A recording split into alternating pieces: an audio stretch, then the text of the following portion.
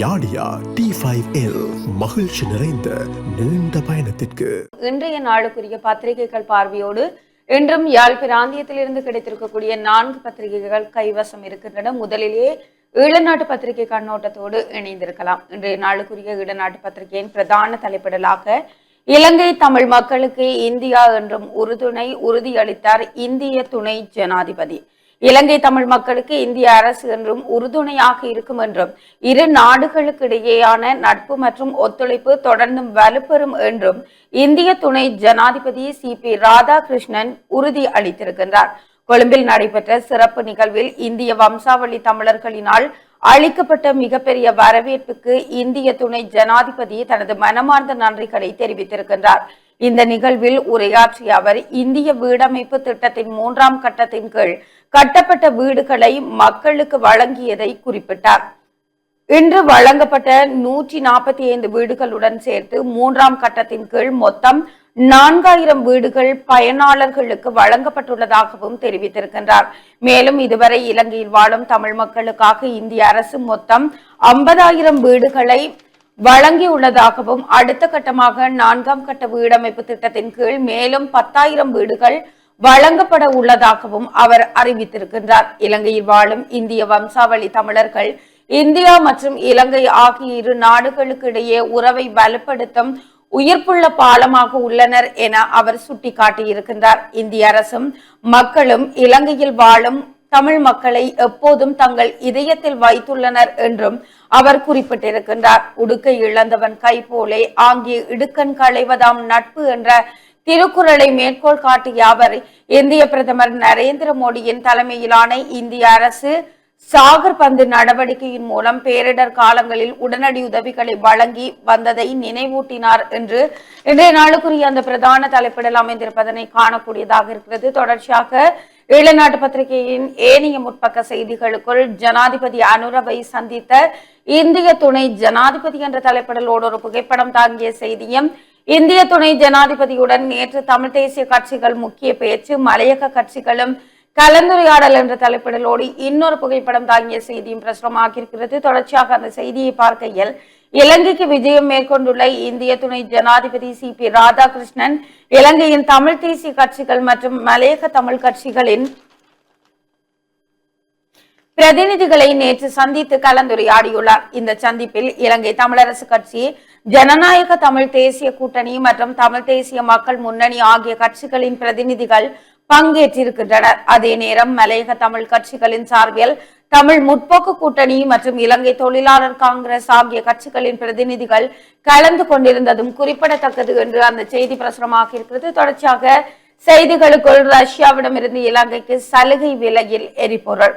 ரஷ்ய எண்ணெய் விற்பனைக்கு அமெரிக்கா மேலும் 1 மாத காலம் அவகாசம் வழங்கியுள்ளதால் ரஷ்யாவிடம் இருந்து சலுகை விலையில் எரிபொருளை கொள்வனவு செய்யும் சாதகமான சூழல் இலங்கை அரசாங்கத்துக்கு ஏற்பட்டுள்ளது என அரசு ஊடகம் ஒன்று செய்தி வெளியிட்டிருக்கின்றது என்ற அந்த செய்தியோடு அமைச்சர் ஜெயக்கொடியின் பதவி விலகல் ஒரு நாடகம், நிலக்கரி மோசடியில் அரசை சாடுகின்றன எதிர்கட்சிகள் என்ற தலைப்பிடலோடு ஒரு செய்தியும், ஒற்றுமைக்கான முயற்சியை தமிழ் காங்கிரஸ் தகர்த்தது, தமிழரசு கட்சி குற்றச்சாட்டு போன்ற செய்திகளும் பிரசுரமாக இருக்கிறது. தொடர்ச்சியாக கட்டமிடப்பட்ட செய்திகளுக்குள் கனடாவில் வீடு புகுந்து தாக்குதல், இலங்கை இளைஞன் படுகொலை.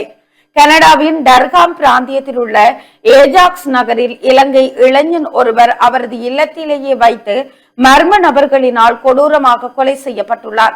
இந்த சம்பவம் உயிரிழந்தவர் சஞ்சல பெரேரா என அந்நாட்டு போலீசார் உறுதிப்படுத்தி இருக்கின்றனர். கடந்த செவ்வாய்க்கிழமை நள்ளிரவு 12:40 மணியளவில் ஏஜாக்ஸ் நகரில் வீடு ஒன்றுக்குள் புகுந்த மர்ம நபர்கள் இந்த தாக்குதலை நடாத்தி இருக்கின்றனர் என்று அந்த செய்தி பிரசுரமாக இருக்கிறது. தொடர்ச்சியாக ரஷ்யா செல்கிறார் விஜித கேரத் என்ற தலைப்பிடலோடு ஒரு செய்தியும், அனுரவும் குமார ஜெயக்குடியும் சிறை செல்ல நேரிடும், விமல் வீரவன்சே எச்சரிக்கை என்ற தலைப்பிடலோடு ஒரு செய்தியும், கீரிமலை கடலில் மூழ்கி குடும்பஸ்தர் ஒருவர் உயிரிழப்பு.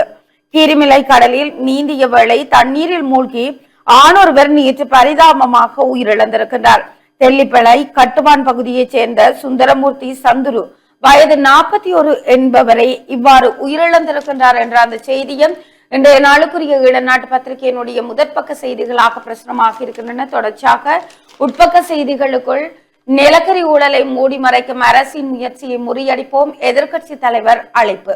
நிலக்கரி ஊழலை மூடி மறைப்பதற்கு அரசாங்கம் மேற்கொள்ளும் சகல முயற்சிகளையும் தோற்கடிக்க ஒன்றிணைவோம் என எதிர்க்கட்சி தலைவர் சஜித் பிரேமதாச அழைப்பு விடுத்திருக்கின்றார். மின்சார உற்பத்தியில் முக்கிய ஆற்றல் மூலமான நிலக்கரி இறக்குமதி செயற்பாட்டில் மிகவும் ஊழல் நிறைந்த கொடுக்கல் வாங்கல் நடந்துள்ளது என்பதை ஐக்கிய மக்கள் சக்தியாக நாம் பல சந்தர்ப்பங்களில் நாட்டிற்கு சுட்டிக்காட்டியுள்ளதாகவும் அவர் குறிப்பிட்டிருக்கின்றார் என்ற அந்த செய்தியோடு இலங்கையின் சேவைத்துறை மார்ச் மாதத்தில் விரிவடைவு என்ற தலைப்பிடலோடு ஒரு செய்தியும், பாரிய சட்டவிரோத மதுபான உற்பத்தி நிலையம் முற்றுகை என்ற தலைப்பிடலோடு ஒரு புகைப்படம் தாங்கிய செய்தியும் பிரசுரமாக இருக்கிறது. தொடர்ச்சியாக செய்திகளுக்குள் மீண்டும் QR நடைமுறைக்கு பெட்ரோல் வாகனங்களுக்கு தற்காலிகமாக இடைநிறுத்தப்பட்டிருந்த QR முறைமை நேற்று முதல் மீண்டும் நடைமுறைக்கு வந்ததாக இலங்கை பெட்ரோலிய கூட்டுத்தாபனம் தெரிவித்திருக்கின்றது. சித்திரை புத்தாண்டு காலப்பகுதியில் முன்னிட்டு கடந்த ஏப்ரல் 11ஆம் தேதி நள்ளிரவு முதல் நேற்று நள்ளிரவு வரை பெட்ரோல் விநியோகத்திற்கான QR முறைமை இடைநிறுத்தப்பட்டிருந்தது. நேற்று முதல் அனைத்து வகையான வாகனங்களுக்கும் QR முறைமையின் கீழ் எரிபொருள் விநியோகிக்கப்படும் என கூட்டுத்தாபனத்தின் முகாமையாளர் பணிப்பாளர் மயூரகா நெத்திகுமாரகே தெரிவித்திருக்கின்றார். அத்துடன் வாகனங்களின் இலக்கத்தகட்டின் இறுதி இலக்கத்தின் அடிப்படையில் ஒற்றை இரட்டை முறைப்படியே எரிபொருள் வழங்கப்பட இருக்கின்றது என்று அந்த செய்தி பிரசுரமாக இருக்கிறது. தொடர்ச்சியாக இன்றைய நாளுக்குரிய ஈழநாடு பத்திரிகை ஆசிரியர் தலையங்கமாக இவர்களால் வருமா தமிழர்களுக்கு விமோசனம் என்ற தலைப்பிடலோடு பத்திரிகை ஆசிரியர் தலையங்கம் இடம்பெற்றிருக்கிறது. தொடர்ச்சியாக செய்திகளுக்குள் முழு நேர அரசியல் நடவடிக்கையில் ஈடுபடுகின்றார் போலீஸ் மா அதிபர் நாமல் ராஜபக்ச குற்றச்சாட்டு என்ற தலைப்பிடலோடு ஒரு செய்தியும், நேட்டோ நாடுகளின் உதவி எங்களுக்கு தேவையில்லை, அமெரிக்க ஜனாதிபதி ட்ரம்ப் தெரிவிப்பு. நேட்டோ நாடுகளின் உதவி எங்களுக்கு தேவையில்லை என்று அமெரிக்க ஜனாதிபதி டொனால்ட் ட்ரம்ப் தெரிவித்திருக்கின்றார். நேட்டோ நாடுகளின் உதவி குறித்து அவர் கடுமையான கருத்துக்களையும் வெளியிட்டிருக்கின்றார் என்ற அந்த செய்தியும், லால் கந்தவின் சொத்து விவரங்கள் தவறான தகவலை திருத்திய ஊடகம் என்ற தலைப்பிடலோடு இன்னொரு செய்தியும் பிரசுரமாக இருக்கிறது. தொடர்ச்சியாக செய்திகளுக்குள் உளவியந்திரம் கவிழ்ந்ததில் இளம் குடும்பஸ்தர் ஒருவர் மரணம். உளவியந்திரம் கவிழ்ந்ததில் இளம் குடும்பஸ்தர் ஒருவர் உயிரிழந்திருக்கின்றார். வவுனியா வடக்கு மதியாமடு பகுதியில் இந்த துயர சம்பவம் நேற்று முன்தினம் இடம்பெற்றிருக்கின்றது. குறித்த நபர் தேவை நிமித்தம் உளவியந்திரத்தை செலுத்தி சென்றார். இதன் போது கட்டுப்பாட்டை இழந்த உளவியந்திரம் திடீரென தடம் புரண்டு விபத்துக்குள்ளாகியது. விபத்தில் அதனை செலுத்தி சென்ற சாரதி சம்பவ இடத்திலேயே உயிரிழந்திருக்கின்றார். 29 வயது இளம் குடும்பஸ்தரை இவ்வாறு உயிரிழந்திருக்கின்றார் என்று அந்த செய்தி பிரசுரமாக்கி இருக்கிறது. தொடர்ச்சியாக இளைய சமுதாயத்தை நல்வழிப்படுத்த சமய தலைவர்கள் முன்வர வேண்டும், கலாநிதி ஆறு திருமுருகன் தெரிவிப்பு என்ற தலைப்பிடலோடு ஒரு செய்தியும், வீட்டுக்கு தீ வைப்பு தாயும் மகளும் பலி, மேலும் 2 படுகாயம். மாகர கமையில் உள்ள வீடொன்றின் மேல் மாடிக்கு இனம் தெரியாத நபர்களினால் தீ வைக்கப்பட்டதில் ஒரே குடும்பத்தைச் சேர்ந்த தாயும் மகளும் உயிரிழந்திருக்கின்றனர். மேலும் 2 பலத்த காயமடைந்து மருத்துவமனையில் அனுமதிக்கப்பட்டுள்ளனர் என்று மாகரகம போலீசார் தெரிவித்திருக்கின்றனர் என்ற அந்த செய்தியும், புத்தாண்டு விழாவில் மோதல் 7 பேர் மருத்துவமனையில் என்ற தலைப்பிடலோடு இன்னொரு செய்தியும் பிரசுரமாக இருக்கிறது. தொடர்ச்சியாக செய்திகளுக்குள் ஜனாதிபதி ஆணைக்குழுவில் முன்னிலையாக நாம் தயார், பொதுஜன பெரமுனா அறிவிப்பு. தரமற்ற நிலக்கரி கொள்வனவால் ஏற்பட்ட பல மில்லியன் ரூபாய் நட்டத்திற்கு பொறுப்பு கூறுவது யார்? நிலக்கரி தொடர்பில் ஆராய்வதற்கு ஜனாதிபதியால் நியமிக்கப்பட்டுள்ள ஜனாதிபதி விசாரணை ஆணைக்குழுவில் முன்னிலையாகிய விடயங்களை முன்வைப்பதற்கு தயாராக உள்ளோம் என்று ஸ்ரீலங்கா பொதுஜன பெரமுனவின் பாராளுமன்ற உறுப்பினர் DV சாணக்க தெரிவித்திருக்கின்றார் என்ற அந்த செய்தியும், நாட்டிலிருந்து புறப்பட்டது இந்தோனேசிய கப்பல் என்ற தலைப்பிடலோடு ஒரு புகைப்படம் தாங்கிய செய்தியும் பிரசுரமாக இருக்கிறது. தொடர்ச்சியாக ஆணைக்குழுவில் எதிரணியின் எத்தனை பேர் முன்னிலையாவர் எதிர்பார்ப்புடன் இருப்பதாக மகிந்த ஜெயசிங்க தெரிவிப்பு என்ற தலைப்பிடலோடு ஒரு செய்தியும், வனப்பகுதியில் சிதைந்த நிலையில் சடலம் மீட்பு.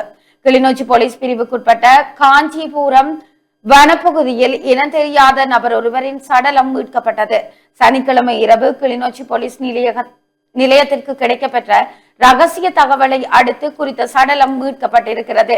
இந்த சடலம் அடையாளம் காண முடியாத நிலையில் காணப்பட்டிருக்கின்றது என்று அந்த செய்தி ஒரு கட்டமிடப்பட்ட செய்தியாக பிரசுரமாக இருக்கிறது. தொடர்ச்சியாக இன்றைய நாளுக்குரிய ஈழநாடு பத்திரிகையின் இறுதி பக்க செய்திகளுக்குள் ஈஸ்டர் தாக்குதல் விசாரணைகளுக்கு முட்டுக்கட்டை போடுவதற்கு முயற்சி, கடுமையாக சாடினார் கர்தினால் மல்கம் என்ற தலைப்பிடலோடு ஒரு செய்தியும், இந்திய துணை ஜனாதிபதி சஜித் பிரேமதாசவுடன் சந்திப்பு என்ற தலைப்பிடலோடு ஒரு புகைப்படம் தாங்கிய செய்தியும் பிரசுரமாகி இருக்கிறது. இவைதான் இன்று நாளுக்குரிய ஈழநாட்டு பத்திரிகையினுடைய முக்கிய செய்திகளாக இருக்கிறது. தொடர்ச்சியாக நாங்கள் வலம்புரி பத்திரிகை கண்ணோட்டத்தோடு இணைந்திருக்கலாம். வலம்புரி நாளிதழுடைய பிரதான தலைப்பு செய்தியாக நிலக்கரி ஊழல் அனுரவின் அரசாங்கம் பொறுப்பேற்க வேண்டும், ஐக்கிய மக்கள் சக்தி காட்டம். நிலக்கரி இறக்குமதி நடவடிக்கையின் போது இடம்பெற்ற பாரிய மோசடிகளுக்கு ஜனாதிபதி அனுரகுமார திசாநாயக்க மற்றும் ஒட்டுமொத்த அமைச்சரவையும் பொறுப்பேற்க வேண்டும் என ஐக்கிய மக்கள் சக்தி வலியுறுத்தி இருக்கிறார்கள் என்ற செய்தி பிரதான தலைப்பு செய்தியாக இருக்கிறது. அதே போல ஏனைய முற்பக்க செய்திகளுக்குள் இந்திய துணை ஜனாதிபதி இலங்கைக்கு விஜயம் என்ற புகைப்படம் தாங்கிய செய்தியும், அதே போல தமிழ் மண்ணுக்காக உயிர் நீத்த தியாக தீபம் அன்னை பூபதிக்கு தாயகமெங்கும் நினைவேந்தல். இந்திய ராணுவத்தின் அடக்குமுறைகளுக்கு எதிராக அகிம்சா வழியில் 31 நாட்கள் உண்ணாநோன் பிறந்து உயிர் நீத்த தியாகத்தாய் அன்னை பூபதியின் 38ஆம் ஆண்டு நினைவேந்தல் நேற்று வடக்கு கிழக்கு தழுவிய ரீதியிலும் புலம்பெயர் தேசங்களிலும் முன்னெடுக்கப்பட்டது என்று அதற்கான புகைப்படமும் பிரசுரிக்கப்பட்டிருக்கிறது.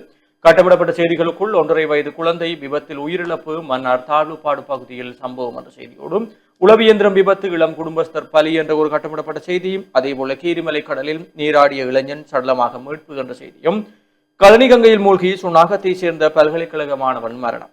கழனிகங்கையில் மூழ்கி சுண்ணாகத்தை சேர்ந்த பல்கலைக்கழக மாணவன் ஒருவன் உயிரிழந்திருக்கிறார். சுண்ணாகம் கிழக்கு சுண்ணாகத்தை சேர்ந்த கதிர்காமநாதன் விதுசன் வயது 25 என்ற மொரட்டுவ பல்கலைக்கழக மாணவனை இவ்வாறு உயிரிழந்தவர் ஆவார். பிரஸ்தாப மாணவன் நேற்று காலை கழனிகங்கையில் நீராடச் சென்ற நிலையில் நீரில் மூழ்கி உயிரிழந்திருக்கிறார் என்றும் அந்த செய்தியும் காணப்படுகிறது. அதே போல தமிழ் கட்சிகளை சந்தித்தார் இந்திய உபஜனாதிபதி, அரசியல் தீர்வு குறித்தும் பிரஸ்தாபிப்பு என்ற புகைப்படம் தாங்கிய ஒரு செய்தி. ஈரானுடன் இன்று இறுதி பேச்சுவார்த்தை, இணங்காவிடில் சர்வநாசம், ட்ரம்ப் எச்சரிக்கை என்ற செய்திகளும் வலம்புரி நாளிதழுடைய முற்பக்க செய்திகளாக இருக்கிறது. தொடர்ச்சியாக நாளிதழுடைய உட்பக்க செய்திகளுக்குள் பயணிகளிடம் அதிக கட்டணம், 80 பேருந்துகளுக்கு அபராதம். புத்தாண்டு காலத்தில் பயணிகளிடம் அதிகப்படியான கட்டணங்களை அறவிட்ட 80 பேருந்துகளுக்கு அபராதம் விதிக்க தேசிய போக்குவரத்து ஆணைக்குழு நடவடிக்கை எடுத்திருக்கிறார்கள் என்று அந்த செய்தி காணப்படுகிறது. ஜனாதிபதியை சந்தித்தார் இந்திய துணை ஜனாதிபதி.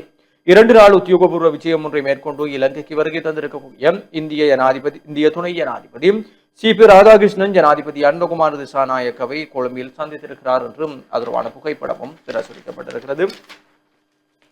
நாட்டின் பல பகுதிகளில் இடியுடன் கூடிய மழை, வளிமண்டலவியல் திணைக்களம் தெரிவிப்பு. இன்று முதல் நாட்டின் பல பகுதிகளில் இடியுடன் கூடிய மழை பெய்வதற்கான சாதகமான வளிமண்டல நிலை காணப்படுவதாக வளிமண்டலவியல் திணைக்களம் எதிர்வு கூறியிருக்கிறார்கள். அதேபோல அரசகாணிகளில் மோசடி, குடத்தனை வடக்கில் இன்று அமைதி வழி போராட்டம் என்ற ஒரு கட்டமிடப்பட்ட செய்தியும் காணப்படுகிறது. ஆண்டுக்கு ஒரு முறை மட்டுமே மின் கட்டண திருத்தம், எரிசக்தி அமைச்சு.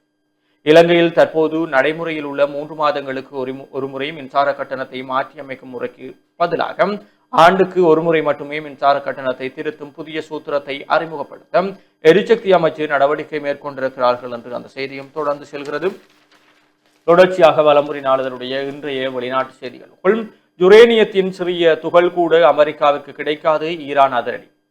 செறிவூட்டப்பட்ட யுரேனியத்தை ஒருபோதும் அமெரிக்காவிடம் ஒப்படைக்கப் போவதில்லை என ஈரான் அதிரடி அறிவிப்பொன்றை வெளியிட்டிருக்கிறார்கள் என்ற அந்த செய்தியும், மியான்மரில் புத்தாண்டை முன்னிட்டு ஆயிரக்கணக்கான கைதிகள் விடுதலை என்ற செய்தியும், அணுசக்தி உரிமையை பறிக்க ட்ரம்பிற்கு அதிகாரமில்லை, ஈரான் ஜனாதிபதி காட்டும் என்ற செய்திகளும் வெளிநாட்டு செய்திகளாக காணப்படுகிறது.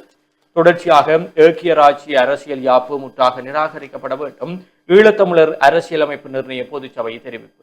ஸ்ரீலங்காவில் 77 ஆண்டுகளாக நீடித்து வரும் இனப்பிரச்சினைக்கு தீர்வு காணுதல் எனும் பெயரில் தற்போது ஸ்ரீலங்காவை ஆளும் அனுரகுமார திசாநாயக்க அரசாங்கத்தினால் முன்மொழியப்பட்டு கொண்டு வரப்பட்டுள்ள ஏக்கிய ஆட்சி, அதாவது ஒற்றையாட்சி அரசியல் யாப்பானது ஈழத்தமிழ் மக்களின் சுய நிர்ணய உரிமை, தமிழர் தேசம், இறைமை அடிப்படையிலான கூட்டாட்சி கோரிக்கையை அடியோடு மறுதளிக்கும் ஒற்றையாட்சி வரைபாகும் என்பதுடன் அதனை முற்றாக நிராகரிக்க வேண்டும் எனவும் ஈழத்தமிழர் அரசியலமைப்பு நிர்ணயம் பொதுச்சபையில் தீர்மானம் நிறைவேற்றப்பட்டிருக்கிறது என்ற செய்தியும், கிளிநொச்சி தர்மபுரம் பகுதியில் தொடர்ச்சியாக களவாடப்படும் மாடுகள்.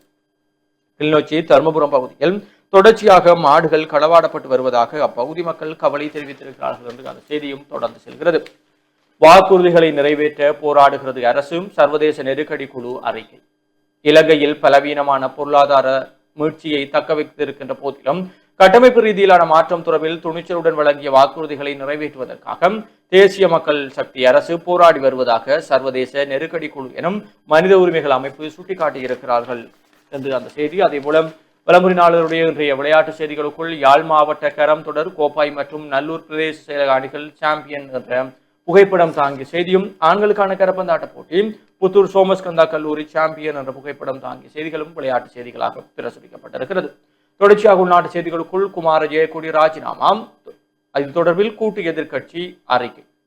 நிலக்கரி கொள்வனவு தொடர்பான விசாரணைகள் காரணமாக பதவி விலகிய முன்னாள் எரிசக்தி அமைச்சர் குமார ஜெயக்குடி மற்றும் அந்த அமைச்சின் செயலாளராக இருந்த உதயங்க கேமபால ஆகியோரின் பதவி விலகல் தொடர்பாக கூட்டு எதிர்க்கட்சி அறிக்கை ஒன்றை வெளியிட்டிருக்கிறார்கள் என்று அந்த செய்தியோடும், மிளகாய் தோட்டத்தில் ஆணின் சடலம் மீட்பு, மட்டக்களப்பு களுவாஞ்சிக்குடி பிரதேசத்தில் சம்பவம் என்ற ஒரு செய்தியும், புத்தூர் வயல்வெளியிலிருந்து உருக்குலைந்த நிலையில் ஆண் ஒருவரின் சடலம் மீட்பு என்ற கட்டமிடப்பட்ட செய்தியும் காணப்படுகிறது. அதே போல கிளிநொச்சி வனப்பகுதியில் ஆணின் சடலம், போலீசார் தீவிர விசாரணை என்ற செய்தியும், தீக்காயங்களுக்குள்ளான இளம் குடும்ப பெண் பலி, கணவனுடனான முரண்பாட்டால் பெட்ரோல் ஊற்றி தனக்கு தீ வைத்த இளம் குடும்ப பெண் சிகிச்சை பலனின்றி உயிரிழந்திருக்கிறார். இவ்வாறு உயிரிழந்தவர் சிறுப்புட்டி மேற்கை சேர்ந்த 28 வயதுடைய ஒரு பிள்ளையின் தாயார் ஆவார். கடந்த 17ஆம் தேதி வெள்ளிக்கிழமை தீயில் எரிந்த நிலையில் யாழ்போதனா வைத்தியசாலையில் சிகிச்சைக்காக அனுமதிக்கப்பட்ட நிலையில் நேற்று ஞாயிற்றுக்கிழமை அதிகாலை உயிரிழந்தார் என்று அந்த செய்தியோடும், வலம்புரி நாளுடைய இன்றைய ஆசிரியர் தலையங்கமாக எங்களுக்குள் முரண்பட்டு ஆபதி ஏதும் உண்டோ என்ற தலைப்பிலே ஆசிரியர் தலையங்கம் பிரசுரிக்கப்பட்டிருக்கிறது. தொடர்ச்சியாக இறுதி பக்க செய்திகளுக்குள் பாடசாலைகள் இன்று ஆரம்பம். அரசு பாடசாலைகள் மற்றும் அரசு அங்கீகாரம் பெற்ற தனியார் பாடசாலைகள் மீண்டும் இன்று ஆரம்பமாகின்றன என்று அந்த செய்தியும் காணப்படுகிறது. இவைதான் வலம்புரி நாளினுடைய இன்றைய முதன்மை செய்திகளாக இருக்கிறது. தொடர்ச்சியாக உதயன் நாளிதழின் செய்திகளோடு இணைந்திருக்கலாம். இன்றைய நாளுக்குரிய உதயன் பத்திரிகையின் பிரதான தலைப்பிடலாக எரிசக்தி நெருக்கடியை தீர்க்க ரஷ்ய எரிபொருளுக்காக இலங்கை தீவிர முயற்சி, மே மாதம் ரஷ்யா செல்கிறார் வெளிவிவகார அமைச்சர் விஜித கேரர். ரஷ்யாவிடம் இருந்து எரிபொருளை பெற்றுக்கொள்வதற்கான முயற்சிகளில் இலங்கை அரசாங்கம் தீவிரமாக இறங்கியுள்ளது.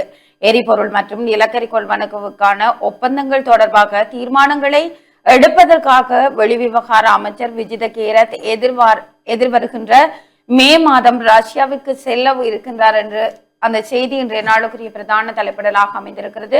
தொடர்ச்சியாக ஏனைய முற்பக்க செய்திகளுக்குள் தமிழரசு கட்சி சிக்கல்களை பொதுவழியில் பேசாதீர்கள், CVK சிவஞானம் வேண்டுகோள் என்ற தலைப்பிடலோடு ஒரு செய்தியும், ஆட்பதிவு திணைக்கள சேவைகள் வழமைக்கு.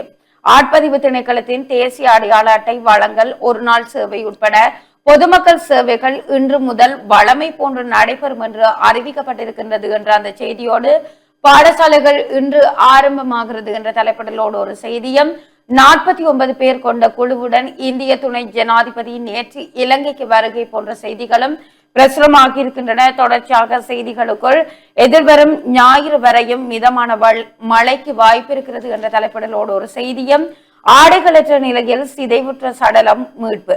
கிளிநொச்சி குமாரபுரத்தில் ஆண் ஒருவரின் சடலம் ஆடைகளற்ற நிலையில் மீட்கப்பட்டுள்ளது.